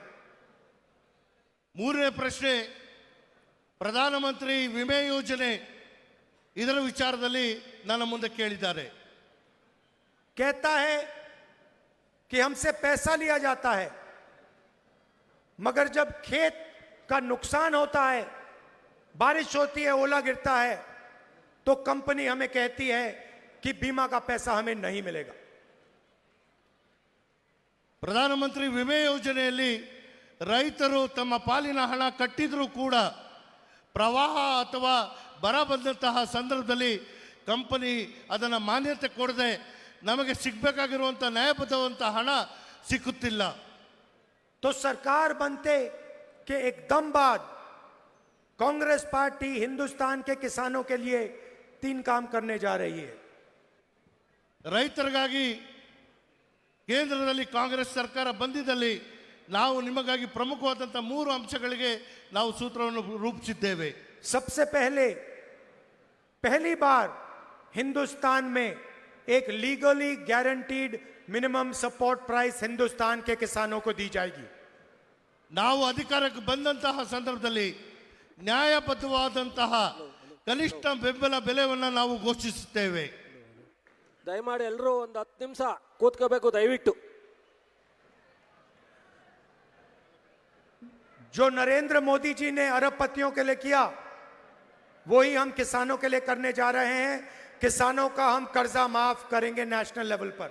ನರೇಂದ್ರ ಮೋದಿ ಅವರು ಅವರ ಸ್ನೇಹಕೂಟಕ್ಕೆ ಏನು ಅವರ ಸಾಲ ಮನ್ನಾ ಮಾಡಿದ್ರು, ಅದೇ ರೀತಿಯಲ್ಲಿ ಈ ರಾಷ್ಟ್ರದ ಎಲ್ಲ ರೈತರ ಸಾಲ ಮನ್ನಾ ಮಾಡುವಂಥದ್ದಕ್ಕೆ ನಾವು ಮುಂದಾಗ್ತಾ ಇದ್ದೇವೆ. और किसानों की जो भी बीमा की क्लेम्स होंगी, इंश्योरेंस की क्लेम्स होंगी, उनको हम 30 दिन के अंदर सेटल करवा देंगे। ನಿಮ್ಮ ವಿಮೆಯ ಹಣ ಯಾವುದೇ ಪರಿಸ್ಥಿತಿಯಲ್ಲಿ ಇದ್ದಂತಹ ಸಂದರ್ಭದಲ್ಲಿ 30 ದಿನಗಳ ಒಳಗಾಗಿ ಅದನ್ನು ನಿಮಗೆ ಮಾನ್ಯತೆ ಕೊಡುವಂತಹ ಕೆಲಸ ನಾವು ಮಾಡಕ್ಕೆ ಮುಂದಾಗ್ತಾ ಇದ್ದೇವೆ.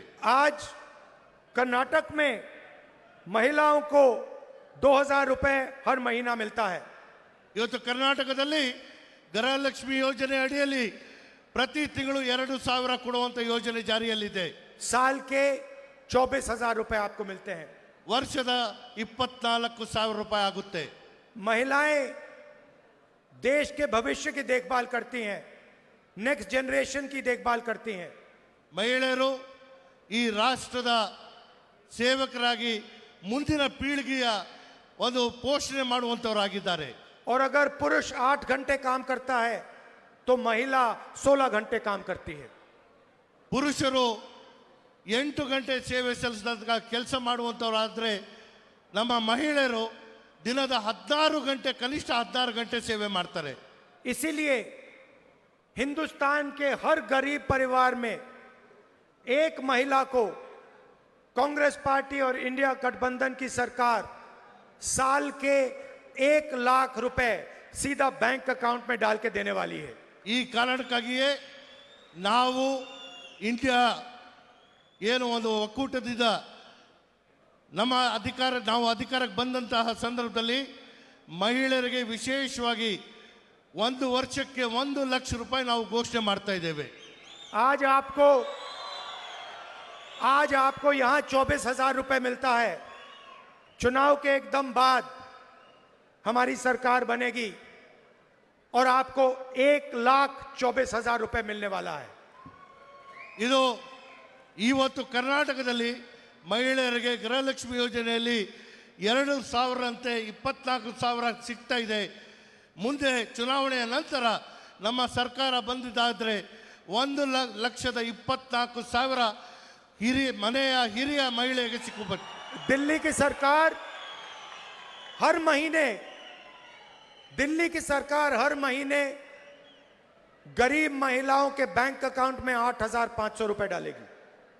ಸರ್ಕಾರ ಕೇಂದ್ರ ಸರ್ಕಾರ ಬಂದಿದ್ದಲ್ಲಿ ಪ್ರತಿ ತಿಂಗಳು ಮಹಿಳೆಯರ ಖಾತೆಗೆ 8,500 ನೇರವಾಗಿ ಜಮಾ ಮಾಡುವಂತ ಯೋಜನೆ ನಾವು ತರ್ತೇವೆ. और कर्नाटक की सरकार 2,000 रुपए. ಅದರ ಜೊತೆಗೆ ಕರ್ನಾಟಕ ಸರ್ಕಾರದ 2,000 ರೂಪಾಯಿ ಅದು ಮುಂದುವರಿಯುತ್ತೆ. सबसे गरीब परिवारों के बैंक अकाउंट में हर महीने 10,500 रुपए ठकाठक जाएगा. ಪ್ರತಿ ಬಡ ಕುಟುಂಬದ ಮಹಿಳೆಯರ ಹೆಸರಿಗೆ 8,500 ಕೇಂದ್ರದ್ದು, 2,000 ರಾಜ್ಯ ಸರ್ಕಾರದ್ದು, 10,500 ಪ್ರತಿ ತಿಂಗಳು ಯಾವುದೇ ಕಾರಣಕ್ಕೂ ತಪ್ಪದೆ ನಿಮಗೆ करोड़ों परिवारों की जिंदगी बदल जाएगी. करोड़ों परिवारों की जिंदगी बदल जाएगी. ಕೋಟ್ಯಾಂತರ ಜನರ ಜೀವನದಲ್ಲಿ ಬದಲಾವಣೆಯನ್ನು ಕಾಣುವಂಥದ್ದು ಸಾಧ್ಯ ಆಗುತ್ತೆ. क्रांतिकारी काम है. ಇದು ಒಂದು ಕ್ರಾಂತಿಕಾರಿಯಾದಂತಹ ಹೆಜ್ಜೆ. मगर कांग्रेस पार्टी वहां नहीं रुकी. कांग्रेस पार्टी वहां नहीं रुकी. ಯಾವುದೇ ಕಾರಣಕ್ಕೂ ಕಾಂಗ್ರೆಸ್ ಪಾರ್ಟಿ ಅಲ್ಲಿಗೆ ಮಾತ್ರ ಸೀಮಿತ ಆಗಲ್ಲ. एक महिला को साल के 1 लाख रुपए. अब आप पूछोगे बेरोजगार युवाओं का क्या होगा? ಮಹಿಳೆಯರಿಗೆ 1 ಲಕ್ಷ ಕೊಡುವಂಥದ್ದು ನಾವು ಹೇಳಿದ್ದೇವೆ. ಆದರೆ ನಿಮ್ಮ ಪ್ರಶ್ನೆ, ನಮ್ಮ ಯುವಕರಿಗೆ ನಿಮ್ಮ ಬೇಡಿಕೆ, ನಿಮ್ಮ ಕಾರ್ಯಕ್ರಮಗಳು ಏನು ಅಂತ. मैं आज कर्नाटका के बेरोजगार युवाओं को बताने आया हूं. ನಿರೋಗಿ ಯುವಕರಿಗೆ ಇವತ್ತು ನಾನು ಈ ಸಂದೇಶ ಕೊಡೋಕೆ ಬಂದಿದ್ದೇನೆ. कांग्रेस पार्टी आपके लिए क्या करने जा रही है? ऐतिहासिक क्रांतिकारी काम करने जा रही है. ಒಂದು ಐತಿಹಾಸಿಕವಾದಂಥ ಕಾರ್ಯಕ್ರಮವನ್ನು ನಿಮ್ಮ ಮುಂದೆ ನಾನು ತಂದಿದ್ದೇನೆ. शायद जो आप अपने सपने में भी नहीं देख सकते थे. ನಾವು ನಮ್ಮ ಕನಸು ಮನಸ್ಸಲ್ಲೂ ಆಲೋಚನೆ ಮಾಡದೇ ಇರುವಂತ योजना का नाम पहली नौकरी पक्की. ಯಾರು ಪದವಿಯನ್ನು ಮುಗಿಸಿರ್ತಾರೆ ನಿಮಗೆ ಕೆಲಸ ನಿಶ್ಚಿತವಾಗಿ ಕೊಡುವಂತಹ ಯೋಜನೆ. पहली नौकरी पक्की मतलब जो भी बेरोजगार युवा हैं उनको हम पहली नौकरी का अधिकार देने जा रहे हैं. ಯಾರು ಯುವಕರು ಯುವತಿಯರಿದ್ದಾರೆ ಅವರು ಪದವಿ ಮಾಡಿದ ಕೂಡಲೇ ಅವರಿಗೆ ಮೊದಲನೇ ಕೆಲಸವನ್ನ ಕೊಡುವಂತಹ ಯೋಜನೆ ನಾವು ಜಾರಿ ಮಾಡಲಿದ್ದೇವೆ. आप आज अपने आप से पूछो, अगर आप कर्नाटक में युवा हो, आप अपने आप से एक सवाल पूछो. अगर आपके पास डिप्लोमा है, अगर आप ग्रेजुएट हो, यूनिवर्सिटी के कॉलेज के ग्रेजुएट हो, तो कांग्रेस पार्टी की सरकार आपको एक अधिकार देने जा रही है. ನನ್ನ ಯುವಕ ಯುವತಿಯರೇ, ನೀವು ನಿಮ್ಮ ಪದವಿ ಅಥವಾ ಡಿಪ್ಲೊಮಾ ಮುಗಿಸಿದ ಮೇಲೆ ನೀವು ಆಲೋಚನೆ ಮಾಡಿ. ಒಬ್ಬ ಯುವಕ ಡಿಪ್ಲೊಮಾ ಮಾಡಿ ಅಥವಾ ಡಿಗ್ರಿಯನ್ನು ಮುಗಿಸಿದ ಮೇಲೆ ಅವನ ಮುಂದೆ ಇರುವಂಥ ಭವಿಷ್ಯ ಏನು ಅಂತ ಆಲೋಚನೆ ಮಾಡಿ. अमीर घर के बच्चे नौकरी करने से पहले अप्रेंटिसशिप करते हैं, बड़ी बड़ी कंपनियों में जाते हैं, पब्लिक सेक्टर में जाते हैं, सरकारी ऑफिसेज में जाते हैं. उनको 6 महीने की 1 साल की नौकरी मिलती है. पेड नौकरी होती है, उसमें उनकी ट्रेनिंग होती है. ये हक आज तक हिंदुस्तान के गरीब युवाओं को नहीं मिला. ಶ್ರೀಮಂತರ ಮಕ್ಕಳು ಅವರ ಶಿಫಾರಸು ಮೂಲಕ ಅನೇಕ ಕಾರ್ಖಾನೆಗಳಲ್ಲಾಗಲಿ ಅಥವಾ ಪಬ್ಲಿಕ್ ಸೆಕ್ಟರಲ್ಲಾಗಲಿ ಅಥವಾ ಸರ್ಕಾರಿ ಸಂಸ್ಥೆಗಳಲ್ಲಾಗಲಿ ಅವರು ಅಪ್ರೆಂಟಿಸ್ಶಿಪ್ ಮಾಡಿ ಅವ್ರಿಗೆ ತಿಂಗಳಿಗೆ ಸಂಭಾವನೆ ಬರುವಂಥ ಯೋಜನೆ ನಾವು ಕೊಡೋಕ್ಕೆ ಸಾಧ್ಯ. ಆದರೆ ಯಾವುದೇ ಸರ್ಕಾರ ಕಡು ಬಡವರ ಮಕ್ಕಳು ವಿದ್ಯಾವಂತರ ಆದ್ರೂ ಅವ್ರಿಗೆ ಈ ಯೋಜನೆ ದಕ್ತಾ ಇರಲಿಲ್ಲ. ಈ ನ್ಯಾಯವನ್ನು कांग्रेस पार्टी ಮಾಡಕ್ಕೆ ಮುಂದಾಗ್ತಾ ಇದೆ. कांग्रेस पार्टी हिंदुस्तान के हर बेरोजगार युवा को 1 साल की अप्रेंटिसशिप का अधिकार देगी. 1 साल में युवा को हर महीने 8,500 रुपए मिलेगा. 1 साल का 1 लाख रुपए मिलेगा और बेस्ट क्वालिटी की उसको ट्रेनिंग मिलेगी. ನಮ್ಮ ಸರ್ಕಾರ ಬಂದಿದ್ದಲ್ಲಿ ನಮ್ಮ ರಾಷ್ಟ್ರ ವ್ಯಾಪ್ತಿಯ ಯುವಕ ಯುವತಿಯರಿಗೆ ಅವರು ಅವರ ವಿದ್ಯೆಯನ್ನು ಏನು ಪದವಿ ಅಥವಾ ಡಿಪ್ಲೊಮಾ ಮಾಡಿದ ಮೇಲೆ ಅಪ್ರೆಂಟಿಸ್ಸಿನ ಈ ಒಂದು ಅಧಿಕಾರ ಎಲ್ಲ ಬಡ ಕುಟುಂಬಗಳಿಗೂ ವಿತರಿಸಿ ಪ್ರತಿ ತಿಂಗಳು 8,500 ಸಂಭಾವನೆಯನ್ನು ಕೊಟ್ಟು ವರ್ಷಕ್ಕೆ 1 ಲಕ್ಷ ರೂಪಾಯಿ हिंदुस्तान ಕೊಡೋಕೆ ಮುಂದಾಗ್ತಾ ಇದೆ. हिंदुस्तान की इंडस्ट्रीज को, पब्लिक सेक्टर को करोड़ों ट्रेंड युवा मिलेंगे। ನಿಮಗೆ ತರಬೇತಿ ಕೊಡೋ ಮೂಲಕ ಈ ರಾಷ್ಟ್ರ ವ್ಯಾಪ್ತಿಯಲ್ಲಿರುವಂಥ ಕೈಗಾರಿಕೆಗಳು ಅಥವಾ ಉದ್ಯಮಿಗಳಿಗೆ ಉತ್ತಮವಾದಂತಹ ತರಬೇತಿ ಹೊಂದಿರುವಂಥ ಯುವಕರು ಲಭ್ಯವಾಗುತ್ತಾರೆ. ये है पहली नौकरी पक्की योजना। ಇದು ನಿಮ್ಮ ವಿದ್ಯೆಯನ್ನು ಮುಗಿಸಿದ ಕೂಡಲೇ ನಿಮ್ಮ ನೌಕರಿ ಪಕ್ಕಿ ಆಗುವಂಥ ಈ ಯೋಜನೆ ಕಾಂಗ್ರೆಸ್ ಇಂದ ನಾವು ಜಾರಿ 1 साल के बाद अगर युवा ने अच्छा काम किया तो उसकी नौकरी परमानेंट हो जाएगी। ನೀವು ನಿಮ್ಮ ತರಬೇತಿ ಸಂದರ್ಭದಲ್ಲಿ ಉತ್ತಮವಾದಂತಹ ಕಾರ್ಯವನ್ನು ನಿರ್ವಹಿಸಿದಲ್ಲಿ ನಿಮ್ಮ ಆ ವೃತ್ತಿಯಲ್ಲಿ ಆ ಹುದ್ದೆ ಕಾಯಂ ಆಗುವಂತಹ ಯೋಜನೆಯು ಕೂಡ ನಾವು ಜಾರಿ ಮಾಡ್ತೇವೆ. हमारी सरकार दुनिया में पहली सरकार होगी जो अप्रेंटिसशिप का अधिकार अपने युवाओं को देने जा रही है।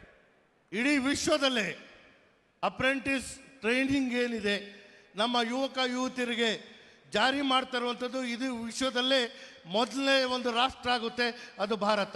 किसानों की मैंने बात की, महिलाओं की बात की, युवाओं की बात की, मजदूरों की भी बात करनी है। ರೈತರ ವಿಚಾರ ಮಾತಾಡಿದ್ದೇವೆ, ಮಹಿಳೆಯರ ವಿಚಾರ ಮಾತಾಡಿದ್ದೇವೆ, ಯುವತಿಯರ ವಿಚಾರ ಮಾತಾಡಿದ್ದೇವೆ. ಈಗ ನಾನು ಕಾರ್ಮಿಕ ವಿಚಾರ ಮಾತಾಡುತ್ತೇನೆ. हिंदुस्तान में हम 400 रुपए की मिनिमम वेज लगाने जा रहे हैं। ನರೇಗಾದಲ್ಲಿ 400 ರೂಪಾಯಿ ಪ್ರತಿದಿನ ಕೂಲಿಯನ್ನು ನಾವು ನಿಗದಿ ಮಾಡಕ್ಕೆ ಹೋಗ್ತಾ ಇದ್ದೇವೆ.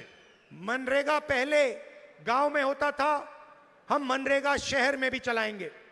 ನರೇಗಾ ಯೋಜನೆ ಕೇವಲ ಗ್ರಾಮೀಣ ಭಾಗಕ್ಕೆ ಮಾತ್ರ ಸೀಮಿತ ಇತ್ತು, ಅದನ್ನು ಈಗ ನಗರ ಪ್ರದೇಶಕ್ಕೂ ನಾವು ಜಾರಿ ಮಾಡಲಿದ್ದೇವೆ. और जो आशा और आंगनवाड़ी की महिलाएं हैं उनकी हम आमदनी दुगनी करने जा रहे हैं। ಆಶಾ ಮತ್ತು ಅಂಗನವಾಡಿ ಕಾರ್ಯಕರ್ತರಿಗೆ ಅವರ ಬದುಕನ್ನು ಹಸನು ಮಾಡುವಂಥದ್ದಕ್ಕೆ ಅವರ ಸಂಭಾವನೆಯನ್ನು ದುಗ್ನ ಮಾಡುವಂಥ ಕೆಲಸ ನಾವು ಮಾಡಕ್ಕೆ ಮುಂದಾಗ್ತಾ ಇದ್ದೇವೆ. सरकार में और पब्लिक सेक्टर यूनिट में लाखों लोग कॉन्ट्रैक्ट बेसिस पे काम करते हैं। ಇದು ಸರ್ಕಾರದ ರಾಷ್ಟ್ರ ಮಟ್ಟದಲ್ಲಿ ಅಥವಾ ರಾಜ್ಯ ಮಟ್ಟದಲ್ಲಿ ಲಕ್ಷಾಂತರ ಯುವಕರು ಗುತ್ತಿಗೆ ಆಧಾರದ ಮೇಲೆ ನೌಕರಿಯನ್ನು ಮಾಡ್ತಾ ಇದ್ದಾರೆ. उनकी कोई जॉब सिक्योरिटी नहीं होती, उनको कभी भी नौकरी से निकाला जा सकता है। ಅವರ ನೌಕರಿ ಯಾವುದೇ ಕಾರಣಕ್ಕೂ ಕಾಯಂ ಆಗಕ್ಕೆ ಸಾಧ್ಯ ಇಲ್ಲ. ಯಾವಾಗ ಬೇಕಾದರೂ ಅವ್ರಿಗೆ ಆ ನೌಕರಿಯಿಂದ ತೆಗೆದಾಕುವಂತಹ ಅವಕಾಶಗಳು ಹೆಚ್ಚಾಗಿದೆ. ये जो कॉन्ट्रैक्ट लेबर है, ठेकेदारी प्रथा है, इसको हम सरकार में और पब्लिक सेक्टर कंपनीज में खत्म करने जा रहे हैं। ಇದು ಗುತ್ತಿಗೆ ನೌಕರಿ ಮಾಡುವಂತಹ ಪದ್ಧತಿಯನ್ನ ಸರ್ಕಾರಿ ಅರೆ ಸರ್ಕಾರಿ ಸಂಸ್ಥೆಗಳಲ್ಲಿ ಸಂಪೂರ್ಣವಾಗಿ ನಾವು ನಿಷೇಧ ಮಾಡುವಂಥದ್ದಕ್ಕೆ ಮುಂದಾಗುತ್ತೇವೆ. अगर सरकार में पब्लिक सेक्टर में किसी को नौकरी मिलेगी, चाहे वो कोई भी हो, किसी भी जात का हो, गरीब हो, उसे परमानेंट नौकरी मिलेगी। ಸರ್ಕಾರ ಮತ್ತು ಅರೆ ಸರ್ಕಾರಿ ನೌಕರಿಯಲ್ಲಿ ಗುತ್ತಿಗೆ ಪದ್ಧತಿಯನ್ನು ರದ್ದು ಮಾಡಿ ಯಾವುದೇ ಯುವತಿ ನೌಕರಿಗೆ ಸೇರಿದಂತಹ ಸಂದರ್ಭದಲ್ಲಿ ಜಾಬ್ ಸೆಕ್ಯೂರಿಟಿ ಹೊಂದಿಗೆ ಅವರ ನೌಕರಿಯನ್ನು ಕಾಯಂ ಮಾಡುವಂಥ ಕೆಲಸ ನಾವು ಮಾಡಕ್ಕೆ ಮುಂದೆ. जॉब सिक्योरिटी होगी और रिस्पेक्ट होगी। बिना रिस्पेक्ट, बिना जॉब सिक्योरिटी हम उसे नहीं जीने देंगे। हम उसको 100% रिस्पेक्ट और जॉब सिक्योरिटी देंगे। ನಿಮ್ಮ ನೌಕರಿ ಮಾಡುವಂಥ ಸ್ಥಳದಲ್ಲಿ ಗೌರವ ಮತ್ತು ನಿಮ್ಮ ನೌಕರಿಯನ್ನು ಕಾಯಂ ಮಾಡುವ ಮೂಲಕ ನಿಮಗೆ ಗೌರವದಿಂದ ನಡೆಸಿಕೊಳ್ಳುವಂಥ ಕೆಲಸ ಮಾಡುತ್ತೇವೆ. आपने कुछ दिन पहले नरेंद्र मोदी जी का इंटरव्यू देखा होगा। ಕೆಲವು ದಿನಗಳ ಹಿಂದೆ ತಾವೆಲ್ಲರೂ ನರೇಂದ್ರ ಮೋದಿ ಅವರ ಸಂಭಾಷಣೆಯನ್ನು ಕೇಳಿರಬಹುದು. उस इंटरव्यू में उन्होंने इलेक्टोरल बॉन्ड्स के बारे में चर्चा की। ತಾವು ಆ ಸಂಭಾಷಣೆಯಲ್ಲಿ ಚುನಾವಣಾ ಬಾಂಡ್ಗಳ ವಿಚಾರದಲ್ಲಿ ಕೇಳಿರಬಹುದು. 1-1.5 घंटे का इंटरव्यू था। उन्होंने इलेक्टोरल बॉन्ड्स की सफाई देने की कोशिश की। 1-1.5 ಗಂಟೆ ಅವರ ಸಂಭಾಷಣೆ ಏನು ಮಾಧ್ಯಮದೊಂದಿಗೆ ಮಾತಾಡಿದ್ದಾರೆ. ಎಲೆಕ್ಷನ್ ಬಾಂಡ್ಸಿನ ಕುರಿತು ಸಮಜಾಯಿಸಿ ಕೊಡುವಂತ ಪ್ರಯತ್ನ ಅವರು ಮಾಡ್ತಾ ಇದ್ರು. एक काम कीजिए, उस वीडियो को आप देखिए, गूगल पे जाइए उनका इंटरव्यू देखिए और जब वो इलेक्टोरल बॉन्ड्स की बात करते हैं तो उनके हाथ कांप रहे हैं। ತಾವೊಂದು ಕೆಲಸ ಮಾಡಿ, ಗೂಗಲ್ನಲ್ಲಿ ಅದು ಆ ಸಂಭಾಷಣೆ ಲಭ್ಯವಿದೆ, ನೀವೆಲ್ಲರೂ ಅದನ್ನು ನೋಡಿ. ಎಲೆಕ್ಷನ್ ಬಾಂಡ್ ವಿಚಾರ ಅವರು ಮಾತಾಡುವಂಥ ಸಂದರ್ಭದಲ್ಲಿ ಅವರ ಕೈ ನಡುಕ್ತಾ ಇದ್ದಂಥದ್ದು ತಾವೆಲ್ಲರೂ ನೋಡಬಹುದು. क्योंकि इलेक्टोरल बॉन्ड्स हिंदुस्तान का सबसे बड़ा भ्रष्टाचार है। ಚುನಾವಣೆ ಬಾಂಡ್ಗಳು ಏನು ಎಲೆಕ್ಷನ್ ಬಾಂಡ್ಗಳು ಮಾಡಿದ್ರು, ವಿಶ್ವದಲ್ಲೇ ಇದು ಎಲ್ಲದಕ್ಕಿಂತ ದೊಡ್ಡ ಒಂದು ಏನು ಕರಪ್ಷನ್ ಹಗರಣ ಆಗಿದೆ.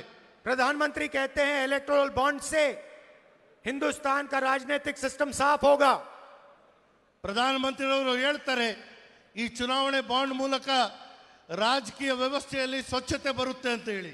फिर पैसे किसने दिए, किसको दिए, किस तारीख दिए, वो सारा छुपा दिया उन्होंने।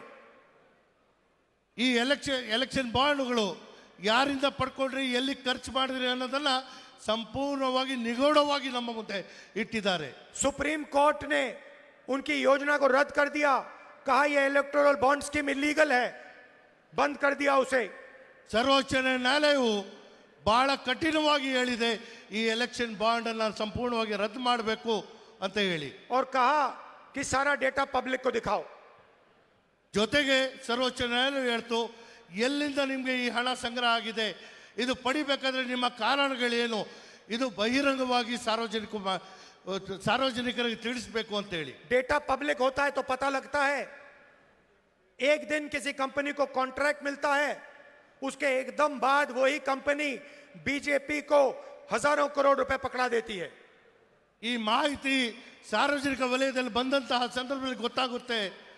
ಕೆಲವು ಕಂಪನಿಗಳಿಗೆ ಕೆಲಸದ ಆದೇಶ, ಕಾರ್ಯ ಆದೇಶ ಕೊಟ್ಟಿದ ಮೇಲೆ ಮಾರನೇ ದಿವಸ ಬಿಜೆಪಿಗೆ ಲಕ್ಷಾಂತರ ರೂಪಾಯಿ ಕೂಡಿಕರಿಸಿ ಎಲೆಕ್ಷನ್ ಬಾಂಡ್ ಮೂಲಕ ಪಡ್ಕೊಂಡಿರುವಂಥದ್ದು. किसी कंपनी पर सीबीआई इंक्वायरी होती है, ईडी की इंक्वायरी होती है, कुछ ही दिन बाद वो कंपनी बीजेपी को पैसा देती है और सीबीआई इंक्वायरी खत्म हो जाती है। ತಮಗೆ ಗೊತ್ತಿದೆ, ಭ್ರಷ್ಟಾಚಾರವನ್ನು ನಿರ್ಮೂಲನೆ ಮಾಡುವಂತಹ ನೆಪದಲ್ಲಿ ಕೆಲವರ ಮೇಲೆ ಸಿಬಿಐ, ಇಡಿ ಮತ್ತು ಇನ್ಕಮ್ ಟ್ಯಾಕ್ಸ್ ದಾಳಿಗಳನ್ನ ಮಾಡಿ ಅವರಿಗೆ ಹೆದರಿಸಿ ಅವರಿಂದ ಹಣವನ್ನು ವಸೂಲಿ ಮಾಡಿ ಸಿಬಿಐ, ಇಡಿ ಅಥವಾ ಇನ್ಕಮ್ ಟ್ಯಾಕ್ಸ್ ಮುಕದ್ದಮೆಗಳನ್ನ ರದ್ದು ಮಾಡಿರುವಂಥದ್ದು ನಮ್ಮ ಮುಂದೆ ಮಾಹಿತಿ ಇದೆ. सड़कों पे इसे एक्सटॉर्शन कहा जाता है, हफ्तेबाजी कह जाती है। ಇದಕ್ಕೆ ವಾರ ವಸೂಲಿ ಮಾಡುವಂತಹ ಪರಿಸ್ಥಿತಿಗೆ ಇವರು ತಂದು ನಿಲ್ಲಿಸಿದ್ದಾರೆ. आमतौर से यह काम छोटे छोटे गुंडे करते हैं। ಇದು ಸಾಮಾನ್ಯವಾಗಿ ನಮ್ಮ ಮಧ್ಯೆ ಇರುವಂತಹ ಕೆಲವು ಗುಂಡಾಗಳು ಮಾಡುವಂತ ಕೆಲಸ. ಇವತ್ತು ಒಂದು किसी को धमका दिया और उससे पैसे ले लिए। ಕೆಲವರಿಗೆ ಹೆದರಿಸಿ ಬೆದರಿಸಿ ಹಣ ಪಡ್ಕೊಳ್ಳೋದು. दुनिया का सबसे बड़ा एक्सटॉर्शन स्कैम इलेक्टोरल बॉन्ड्स है। ವಿಶ್ವದಲ್ಲೇ ಅತ್ಯಂತ ಗಂಭೀರವಾದಂತಹ ಒಂದು ಭ್ರಷ್ಟಾಚಾರದ ಸ್ಕ್ಯಾಮ್ ಅಂದ್ರೆ ಇದು ಎಲೆಕ್ಷನ್ ಬಾಂಡ್. इसीलिए इसको समझाते हुए प्रधानमंत्री के हाथ कांप रहे थे।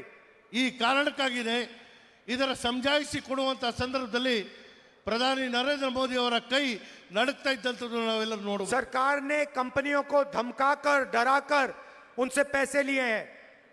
ಸರ್ಕಾರ ತನ್ನ ಒಂದು ಪ್ರಭಾವವನ್ನು ಬೀರಿ ಕೈಗಾರಿಕಾ ಉದ್ಯಮಿಗಳಿಗೆ ಹೆದರಿಸಿ ಬೆದರಿಸಿ ಹಣವನ್ನು ವಸೂಲಿ ಮಾಡಿರುವಂಥದ್ದು. हजारों करोड़ के इंफ्रास्ट्रक्चर के प्रोजेक्ट्स देने के बाद हफ्ता लिया है, शेयर लिया है, प्रॉफिट शेयर लिया है।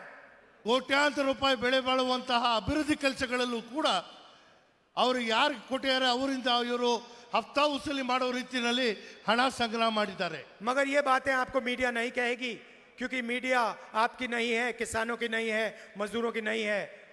ಈ ವಿಚಾರಗಳು ತಮಗೆ ಮಾಹಿತಿ ತಂದುಕೊಡುವಂಥದ್ರಲ್ಲಿ ನಮ್ಮ ಮಾಧ್ಯಮವರು ನೇರವಾಗಿ ನಿಮಗೆ ಹೇಳಕ್ ಸಾಧ್ಯ ಇಲ್ಲ. ಯಾಕಂದ್ರೆ ಇವರು ಸಾಮಾನ್ಯ ಜನರಾಗ್ಲಿ, ಪ್ರಜೆಗಳಾಗ್ಲಿ, ರೈತರಾಗ್ಲಿ ಇವರ ಪರ ಇರುವಂತಹ ಮಾಧ್ಯಮ ಅಲ್ಲ. चुनाव में मैंने आपसे कहा था कि यहां पे एक बीजेपी है और दूसरी उनकी बी टीम है। ಚುನಾವಣಾ ಸಂದರ್ಭದಲ್ಲಿ ನಿಮ್ಗೆ ಹೇಳಿತ್ತು, ಒಂದು ಕಡೆ ಬಿಜೆಪಿ ಆದರೆ ಮತ್ತೊಂದು ಕಡೆ ಬಿ ಟೀಮ್ ಇದೆ ಅಂತ ಹೇಳಿ. और आपने ये बात मान ली थी। ತಾವೆಲ್ಲರೂ ಇದನ್ನ ಸಾಕ್ಷಿಯಾಗಿ ಒಪ್ಕೊಂಡಿದ್ರಿ. और आज ये बात सबके सामने आ गई है, सिर्फ बी टीम नहीं है, उनके पार्टनर है। ಇದು ಕೇವಲ ಇದು ಒಂದು ರಾಜಕೀಯವಾದಂತಹ ವ್ಯಾಖ್ಯೆ ಆಗಿರಲಿಲ್ಲ. ಇವತ್ತು ನೈಜವಾಗಿ ಎ ಟೀಮ್ ಜೊತೆಗೆ ಬಿ ಟೀಮ್ ಇಬ್ರು ಮಿಲನ ಆಗಿರುವಂಥದ್ದು ನಮ್ಮ ಮುಂದೆ ಕಾಣ್ತಾ ಇದೆ. उनकी 24 घंटे मदद करते हैं एक दूसरे की वो 24 घंटा मदद करते हैं. ಇವರು ಪರಸ್ಪರ ಒಬ್ರಿಗೊಬ್ರು ಸಹಾಯ ಮಾಡುವಂಥದ್ದಕ್ಕೆ ಪಾರ್ಟ್ನರ್ ಆಗಿ ನಮ್ಮ ಮುಂದೆ ಬಂದಿದ್ದಾರೆ. यहाँ पे आप कांग्रेस पार्टी के कैंडिडेट को जिताइए, भारी बहुमत से जिताइए और पूरे कर्नाटक में कांग्रेस पार्टी का समर्थन कीजिए. ಇಲ್ಲಿ ತಾವೆಲ್ಲರೂ ಕಾಂಗ್ರೆಸ್ ಪಕ್ಷದ ಅಭ್ಯರ್ಥಿಗೆ ಆಶೀರ್ವಾದವನ್ನು ಮಾಡಬೇಕು, ಗೆಲ್ಲಿಸಬೇಕು. ಇದೇ ರೀತಿಯಲ್ಲಿ ರಾಜ್ಯದ ಉದ್ದಕ್ಕೂ ಕಾಂಗ್ರೆಸ್ ಪಕ್ಷವನ್ನು ಬೆಂಬಲಿಸಬೇಕಾಗಿ ನಾನು और हमारे जो कार्यकर्ता हैं, बब्बर शेर हैं, आपको दिल से मैं धन्यवाद करता हूं कि आप हमारी विचारधारा के लिए और कांग्रेस के लिए 24 घंटा लड़ते हो, अपना खून पसीना देते हो. ನನ್ನ ಪಕ್ಷದ ಕಾರ್ಯಕರ್ತರು, ಈ ಪಕ್ಷದ ಸಿಪಾಯಿಗಳು, ನಿಮ್ಮ ಮೇಲೆ ನನ್ನ ನಂಬಿಕೆ ಇದೆ. ನೀವೆಲ್ಲರೂ ನಮ್ಮ ಪಕ್ಷಕ್ಕೆ ಬೆಂಬಲವನ್ನು ಕೊಡಿಸೋದ್ರಲ್ಲಿ ಮುಂದಾಗಿ. धन्यवाद. जय हिंद. ಜೈ ಹಿಂದ್.